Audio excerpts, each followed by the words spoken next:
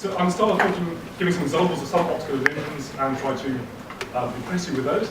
I'm then going to give a brief explanation of some science I did a few years ago, trying to explain why we see illusions in basic 4 terms.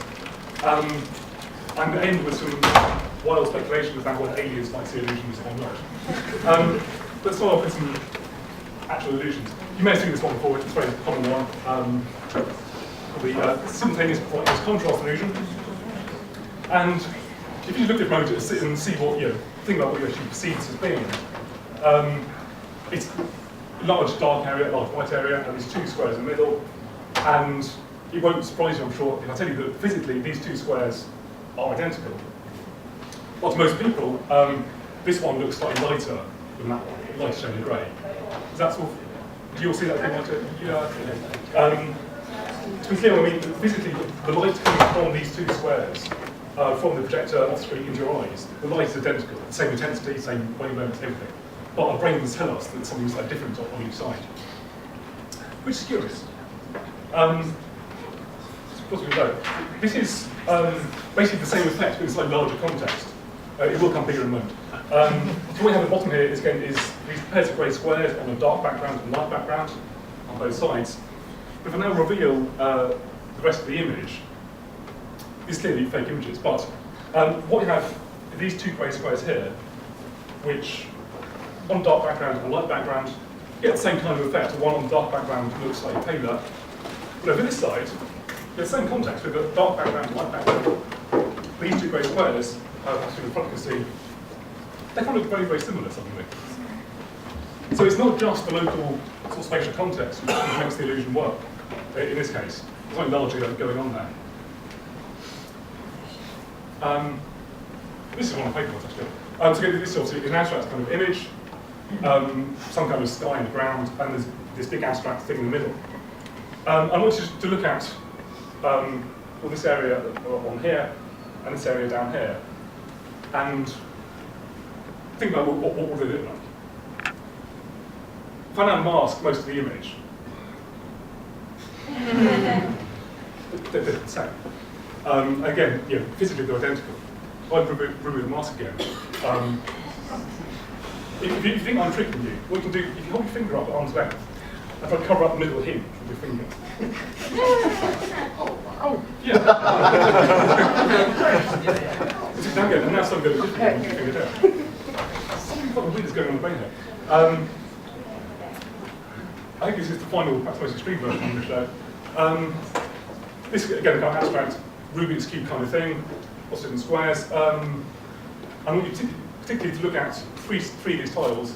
This one up here, this one down here, and this one in the middle here. And you know what I'm going to say next.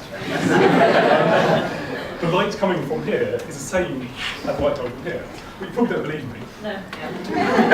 Quite right to. If I mask the image, without the context, again, this now will look pretty much the same. When I remove the mask, even though you now know they're the same, you still probably can't convince yourself that it's actually the same as.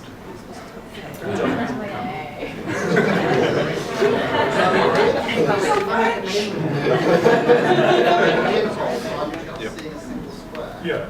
I'm still getting the colour illusion. Yeah. Even though I'm still seeing it as yellow even when I break up the rest of the picture. Even if you pinhole it yourself, I still see the colour illusion. Yeah. Do you see No, when you mask it, I can see they're all the same colour. But Yeah. if I pinhole it myself, I still see the colour illusion. Well, when I first saw this one, going back to my former manager, I saw a paper copy of it on a magazine. And I actually got a piece of paper, it's all 3 hills actually. Over the paper, so I knew the paper was just a printout. And yeah, it is incredibly powerful. I think it's something about because you're moving your pinhole from thing to thing, your brain is still processing the image as a whole. Yeah. You're only looking at a bit of it. Yeah, I think that's the point I'm trying to come on to, that your brain is trying to see the whole image and explain to you what's going on in that image. And even pinhole doesn't quite override that illusion. Yeah, it is strangely powerful. Sorry, yes, one more. This is not an illusion. This is just some squares. These are random colours, different shades of grey, and there's concentric squares coming smaller and smaller and smaller. And so when you look at this, I think all you will see is like a pyramid of squares. it's small towards the middle. And as happens, there are actually 50 of them, so that. But what I want you to imagine now is, suppose we change our colouring. So now they're in order, so the bottom one on the outside is black, and the mid one's white, and the rest of them are sorted by ascending order of colour. Just different shades of grey in order.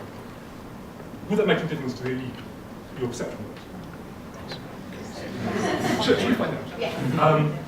Same thing, black squares getting paler and paler, smaller and smaller, as we get towards the middle, and that's all that's happening, it's final squares. But can you now see these sort of pale lines on the two lanes? They're quite noticeable, aren't they? The thing is, that cross is not on the screen at all. It's not on the computer, it's not on the projector, it's purely in your brains, and in my brain as well. If you took out a photometer and measure the photons coming off there is no white line on that diagram. It's purely in your heads. So this is kind of a very crude model of how perception works, or how the physics of light works. So we have some kind of light source up here, the sun could be light, whatever. That comes down and it strikes the surface of the object we're looking at, in this case this blue box, and some of that light gets absorbed, depending on the properties of the box, the rest of it gets reflected. It travels through the atmosphere, here this sort of grey screen, the air may or may not be clear, and finally this point here, the light reaches our eyes. And this is the kind of, that's like counterintuitive point, is that we have no direct interaction with objects in the world visually. All we have is light reaching our eyes. Our brains then tell us what must be out there, but we don't actually directly experience anything. I can't see you, all I can see is light bounce off your beautiful faces and reach my eyes. It then hits our eyes, gets processed through lots of clever neuron stuff, processed back ahead, visual cortex, and the brain then has to take this information from the eyes into the neurons and figure out what's actually out here. So it must do some sort of inference to work out what's the most likely object in the world, which causes this pattern of light to reach our eyes. So, this is something like this is not an illusion anymore. So don't look for zebras in the background here. Of course, there's nothing there. But it's just a way to think about what it means in practice. So when you look at this, the first thing you think of is Bogart, is Casablanca, is looking at whiskey, feeling it sad. At least that's what I think about it. If you think about it in terms of the light, you can sort of see there's very little light coming from the screen over here or down here. There's some, but not much over here, much more over here. And so what your brain would interpret that almost automatically is that there's probably some hidden light source over here somewhere, off to his right. Which means this side of the half is facing brightly lit, that half is in shadow. If you're more sort of skeptical of me, thinking he's actually not in a bar in Casablanca, he's actually in a studio in Hollywood, and so there's probably someone standing here with a spotlight or reflector. But the point is that there's more light coming from over here than there is from over there. And so you think there's a spotlight. There is, of course, another explanation. There could be a spotlight right in front of him pointing straight at his face. And it could be that half his face has been painted with sort of dark makeup. He's been backed up with a burnt cork. And it repeats exactly the same pattern of light reaching your eyes.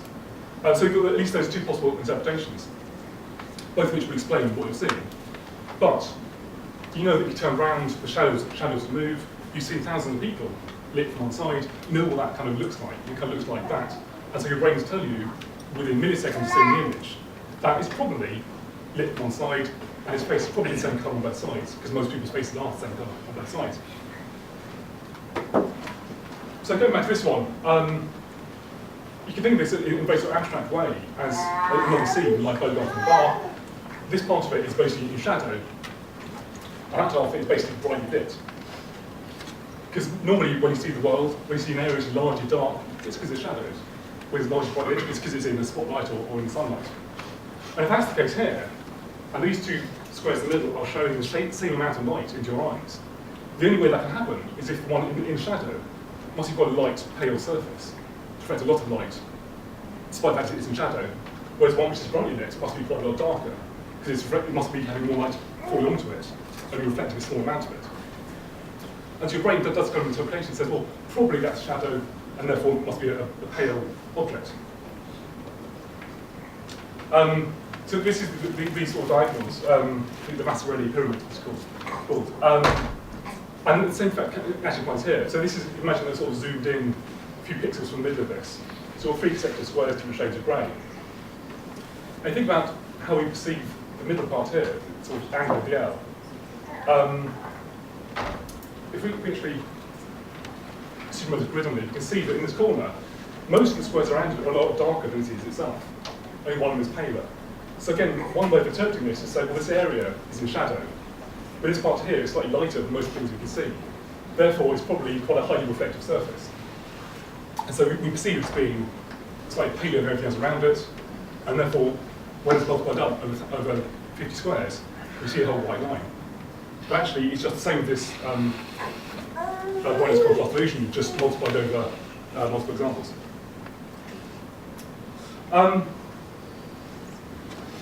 So hopefully by now I must have convinced you that vision, even when it's working properly, is not there to show us what's actually out there. So that doesn't really make much sense. It can only help us understand the world in a way which is useful. And it's also the end result of hundreds of millions of years of evolution.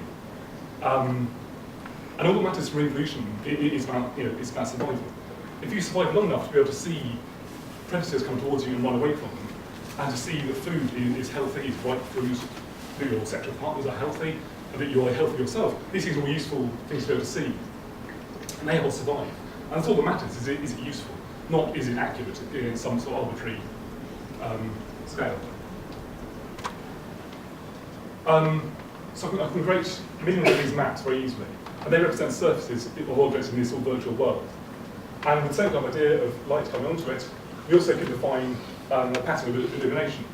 So we have sort of shadow down here, and lighter areas over here, and sort of mixed areas in between. And by combining these two, we can produce the stimulus map. In other words, the actual patterns of light reaching our eyes, or these sort of virtual robots' eyes. So what I did was to create hundreds of them, millions of these images, and show just the stimulus map to these virtual agents, virtual animals. But in each case, I was training them, teaching them to see the reflectors map. So saying, given that stimulus map, this is what's actually going on there, and can learn how to recognize these kind of patterns. So I trained an artificial neural network, which is a very, very simple mathematical model, which can just learn patterns of an arbitrary nature. I trained it 10,000 of these images and taught it to recognize the reflectance map, given the stimulus. And after a while, it learned pretty accurately to work out what colours of things it was looking at.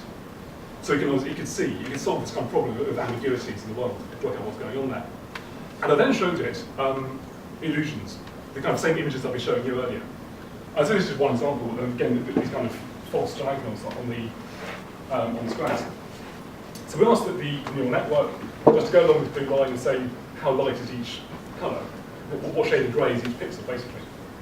And so physically we've got this blue line here, so it gets from dark to light here, and then it stays constant all the way across the middle, and then goes darker again, goes down again to the side. But the prediction of the neural networks is this red line, and shows a very clear peak on both sides, meaning it sees the pixels here and here on the diagonal as being lighter than the ones around it, even though they're actually the same colour. So in other words, this very simple algorithm, which was trained just to disambiguate these grayscale images, is sort of the same illusion. We then did this for 4 more illusions, we won't have time to go through now, but we found the same kind of patterns, that it makes the same mistakes that we do when showing the same ambiguous images. So to kind of summarise what visual perception is, including illusions, everything we see is ambiguous. Think of Bogart in his studio. It could be makeup, it could be light. Everything we see, my skin colour could be changing right now in front of you. And if the spotlight picked me out perfectly and matched with the corresponding opposite hues, you'd never know. I could be a chameleon. Not as far as I know, I could be, and you couldn't tell. Nonetheless, our visual systems, our eyes and in particular our brain, which are huge, about a third of the cortex does vision. So it's a very large part of the sort of high-level functions. And the main purpose of this, or one purpose, is to resolve ambiguity, to work out what's probably out there. And does this based on our own past experience, including some genetic inheritance as well, which is really just our ancestors' experience. And the idea is that the vision basically predicts what's most likely to have been the cause of what we currently see. And illusions, therefore, are simply images which are somehow unlikely. They contradict our previous experiences, and therefore we misinterpret them. We say, well, probably it's that, but actually, physically, it's something else. And so they consistently mislead us and everyone else around us. So then comes this kind of question that this leads to, well, if they're kind of universal, we see them, really simple computer programs see them as well. Is there a way that we can somehow imagine either us or somebody else avoiding seeing illusions? And if you think that this being this very abstract kind of idea of a shadowy half and a brightly lit half, and this as being a shadowy half and a brightly lit half, if we interpret this one sort of correctly or usefully, in other words, if we see him as having the same skin colour on both lines of his face, and his jacket as being just one colour all the way across, if we can interpret this one correctly, then we can't help but misinterpret this one. We can't help but see this one as being a shadowy area and light area, even though they're not. They're just an abstract image. So to disambiguate ordinary everyday images, inevitably we will make mistakes on those minority of images which contradict that experience. So the answer to the question really is no. It's a short answer. But then sort of speculating, I said slightly wildly, I was trying to work out what kind of ways could we, what kind of aliens perhaps could see illusions. Sorry, just before that though, this is done by some colleagues at the time, training bumblebees. And I didn't work with these guys as well, women rather. The bumblebees, we could train them to see different colours, and they also, we demonstrated they also see the same kind of illusions. So we know the bees see illusions, even though they have compound eyes and very, very small brains, they still see the same illusions that we do. So it's nothing to do with our high-level functioning, nothing to do with culture or language or anything like that. We just see them, bees see them, humans see them. These guys don't see illusions. This is a cave salamander, I think from Mexico. Has wonderful feathers for detecting currents. Of course, it's completely blind, so it can't see anything at all, which is kind of one way of avoiding seeing illusions, but it's not really. This person, on the other hand, I was trying to work out, well, to avoid seeing illusions, you have to avoid the ambiguities inherent in everything we see around us. One way you could maybe partly achieve that is if you had a built-in spotlight on top of your head. If you have this built-in light, like the anglerfish, then everything you see in front of you will have the same illumination. So you know exactly what light is falling onto the surface. And therefore, by looking at what light comes off it, you work out exactly what the surface must be, how bright it is, what colour it is, and so on. In which case, you might have no illusions. So speculating slightly, it may be that anglerfish don't see these same kind of illusions. Although I could tell you more on that one. Plus, no one's done an experiment, because it wouldn't be going down some of the clipboards and stuff, and well, never get stressed that far. That then reminded me of these guys, this is Orbital, who wore spotlights on their head. So again, unethical, but as a thought experiment, if you took a newborn baby and attached these kind of lights, it's about 10 quid a go from their website apparently. So everything baby ever saw was lit by the exact same pattern and colour of light. Would they learn to see illusions? Possibly, I don't know. I'm not going to do it either. So just brings to an end. Yeah, I think we see is ambiguous. We resolve that using past experiences, which sometimes go wrong. And illusions are just those cases where things go wrong, and therefore illusions are inevitable, so a consequence of the ambiguities of the world, not of our brains. And that's me done. And also the real gory details, and this is my paper which I co-authored several years ago now, and the website here I see was came from with my former manager, Biologic. Thank you, and are there any questions?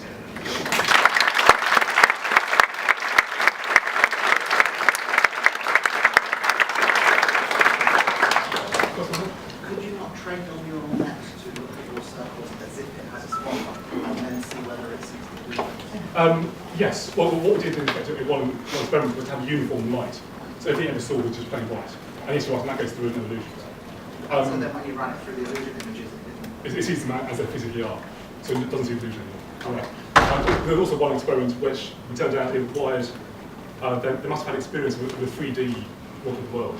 So they had to have occluded, or partially occluded images in order to see one particular illusion. So yes, one reason for doing that experiment is we could control the complete environment, all where their experience was in our control. And yes, in those cases, they see no illusions. Question back? Question back? Laboratory. Yes. So two sort of related questions. One, are there any reports of people who've had brain damage who have problems with this disambiguation and so don't see illusions? And related, using things like transcranial stimulation, you know, DC currents, etc., Yeah. is it possible to increase or decrease people's likelihood? Very interesting question. The only neurological impairments I'm aware of affect vision generally. So again, you get people who lose all colour vision, everything comes black and white for them. Which again obviously will trivially remove all colour illusions from there. Similarly, people who are colourblind will see different kinds of illusions. They'll still see the same kind of, it's the same underlying principles that apply, but things which contradict their experiences will become illusions for them. As for the cranial stimulation, I really don't know, to be honest. Google it, it's a short answer. Good question. Yes? You mentioned towards the end the bees and the tiny brains. Yes. Just prior to that, you mentioned we've got a third of our cortex or whatever given over. Yeah. How much compute power, for a better way of thinking about it, does it need for these illusory effects? Very, very good. So the models, so the things onto it. I think the average human brain has something like 530 million neurons doing vision. The entire bee's brain, for flying, eating, seeing, everything, has less than 1 million neurons. As many neurons as we have in one retina. So back in one eye, you have 1 million neurons, which same as the entire bee's brain. So, and bees still see illusions. The artificial neural networks I was training here, they had 400 inputs, that's basically the retina, that's 400 pixels. 4 neurons in the middle and 1 as an output. So basically they had 5 nodes, each was just doing additional multiplication from these inputs. So even the simplest mathematical models you can build, so even a linear regression model will still see the same illusions if you train them up enough. So it's basically very, very little power is needed to see, to do the disambiguation. Once you've got disambiguation in place, illusions come with that for free. So, that's all that.